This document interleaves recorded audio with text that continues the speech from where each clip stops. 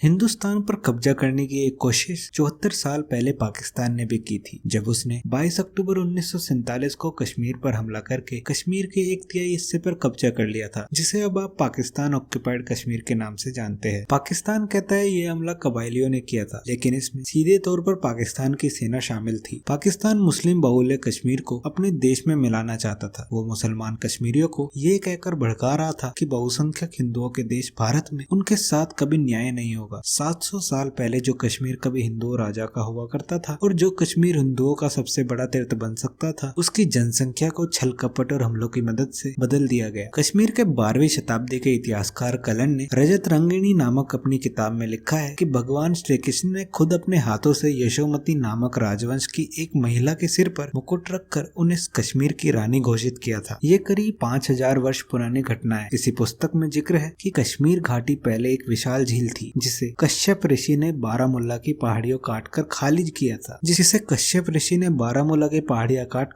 किया था रजत रंगिणी में ये भी लिखा है कि श्रीनगर की नींव मौर्य वंश के सम्राट अशोक ने रखी थी और वही श्रीनगर ही आज जम्मू कश्मीर की राजधानी है। संस्कृत भाषा में श्री का मतलब होता है देवी लक्ष्मी। इस शब्द को सौभाग्य का प्रतीक भी माना जाता है, यानी श्रीनगर का मतलब है देवी लक्ष्मी का नगर या सौभाग्य का नगर। कुछ विद्वानों का ये भी मानना है कि श्रीनगर सूर्य नगर का अपभ्रंश है, क्योंकि कश्मीर के ज्यादातर हिंदू राजा सूर्य के उपासक थे। यानी पौराणिक इतिहासकारों से लेकर आधुनिक इतिहासकार तक मानते हैं कि कश्मीर में हिंदू धर्म की जड़ें बहुत गहरी रही है। 14वीं शताब्दी में सूफीवाद कश्मीर पहुंचा। शुरुआत में वहां की हिंदू संस्कृति को कोई नुकसान नहीं पहुंचाया गया। बाद में धीरे धीरे हिंदुओं को धर्मांतरण की शुरुआत हो गई। वर्ष 1846 में कश्मीर पर कब्जा करने के बाद अंग्रेजों ने इसे 75 लाख रुपए में गुलाब सिंह को बेच दिया, जो डोगरा राजवंश के संस्थापक थे। डोगरा राजवंश के ही आखिरी शासक महाराजा हरि सिंह थे, जिन्होंने 1947 में भारत के साथ विलय के दस्तावेज पर हस्ताक्षर किए थे। राजा हरि सिंह ने 26 अक्टूबर 1947 को कश्मीर के भारत के समय विलय के दस्तावेज पर हस्ताक्षर किए थे। वो मुस्लिम बहुल्य कश्मीर के आखिरी हिंदू राजा थे। सच ये है कि 700 वर्षों के दौरान हुए छल कपट और हमलों ने कश्मीर में हिंदुओं को अल्पसंख्यक बना दिया था। पाकिस्तान इसी का फायदा उठाना चाहता था। इसलिए 22 अक्टूबर 1947 के दिन पाकिस्तान से हजारों कबालियों और पाकिस्तानी सैनिकों ने जम्मू कश्मीर पर हमला बोल दिया और हमलावरों ने राजा हरि सिंह की स्टेट फोर्स को हराकर मुजफ्फराबाद से श्रीनगर जाने वाले रास्ते पर आगे बढ़ना शुरू किया। ये मुजफ्फराबाद ही आज पाकिस्तान ऑक्युपाइड कश्मीर यानी पीओके की राजधानी है। 22 अक्टूबर 1947 का वो दिन भारत के इतिहास में एक ब्लैक डे यानी काला दिन साबित हुआ। इसके कुछ दिनों के बाद जब युद्ध विराम हुआ तो भारत कश्मीर का एक बहुत बड़ा हिस्सा गवा चुका था। उस हिस्से का आकार करीब 91,000 वर्ग किलोमीटर था। ये हंगरी, पुर्तगाल और जॉर्डन जैसे देश के आकार के बराबर है। भारत के ज्यादातर दरबारी इतिहासकारों ने 22 अक्टूबर को कभी ब्लैक डे का नाम नहीं दिया। इस युद्ध को धीरे धीरे जानबूझकर देश के लोगों की याददाश्त से मिटा दिया गया, जबकि जिस पाकिस्तान ने ये युद्ध भारत पर थोपा था उसने ऐसा नहीं किया। पाकिस्तान आज भी 26 और 27 अक्टूबर को ब्लैक डे के रूप में मनाता है। 26 अक्टूबर 1947 को कश्मीर के राजा हरि सिंह ने जम्मू कश्मीर के भारत में विलय के दस्तावेज पर हस्ताक्षर किए थे। इसके अगले दिन यानी 27 अक्टूबर को भारत ने कश्मीर को कबालियों से आजाद कराने के लिए सेना उतार दी थी। पाकिस्तान ने इस बार भी 27 अक्टूबर को ब्लैक डे मनाने की तैयारी कर ली है। इसके लिए न सिर्फ अलग अलग देशों में पाकिस्तान के दूतावासों को संदेश भेजा गया है, बल्कि इसके लिए खर्चे का भी इंतजाम किया गया है। अक्टूबर 1947 में शुरू हुआ यह युद्ध दिसंबर 1948 तक चला था। यह आजाद भारत का अब तक का सबसे लंबा युद्ध है, जो 1 वर्ष 2 महीने और 2 हफ्तों तक चला था। फिर भी इस सबसे लंबे युद्ध को युद्ध मानने से ही इनकार कर दिया गया, वो भी तब जब ये मानव इतिहास के सबसे विविध युद्धों में एक था। पाकिस्तान की सेना के इशारे पर जिन कबालियों ने कश्मीर पर हमला किया था, उनका नारा इतना खतरनाक था कि अगर आप इसे सुनेंगे तो हैरान रह जाएंगे। कबायली हमला करते समय नारा लगाते थे, सिख का सिर मुसलमान का घर और हिंदू की जड़, यानी पाकिस्तान की सेना ने कबालियों को हुक्म दिया था कि उन्हें जम्मू कश्मीर में जैसे ही कोई सिख दिखाई दे उसका सिर काट दिया जाए, जैसे ही कोई भारत समर्थक मुसलमान दिखाई दे उसका घर जला दिया जाए और हिंदुओं की संपत्ति पर कब्जा किया जाए। इस पूरे हमले की साजिश भारत के बंटवारे के साथ ही रच ली गई थी। इसे बड़े पैमाने पर पहली बार अंजाम दिया गया 22 अक्टूबर 1947 को। इस दिन पाकिस्तान के मुस्लिम लीग नेशनल गार्ड के एक कमांडर खुर्शीद अनवर के नेतृत्व में हजारों कबालियों ने कश्मीर पर हमला बोल दिया। इस हमले की योजना भी पाकिस्तान की सेना ने तैयार की थी और हथियार भी पाकिस्तान की सेना ने ही मुहैया कराए थे। उस समय पाकिस्तान की सेना के ज्यादातर सीनियर ऑफिसर ब्रिटिश थे, इसलिए हमले की योजना को उनसे भी छिपा कर रखा गया। पाकिस्तान ने अपनी इस साजिश को नाम दिया था ऑपरेशन गुलमर्ग। पाकिस्तान की इस साजिश का खुलासा खुद पाकिस्तान की सेना के एक पूर्व अफसर ने अपनी एक किताब में किया है। इस किताब का नाम है रेडर्स इन कश्मीर और इसके लेखक है मेजर जनरल अकबर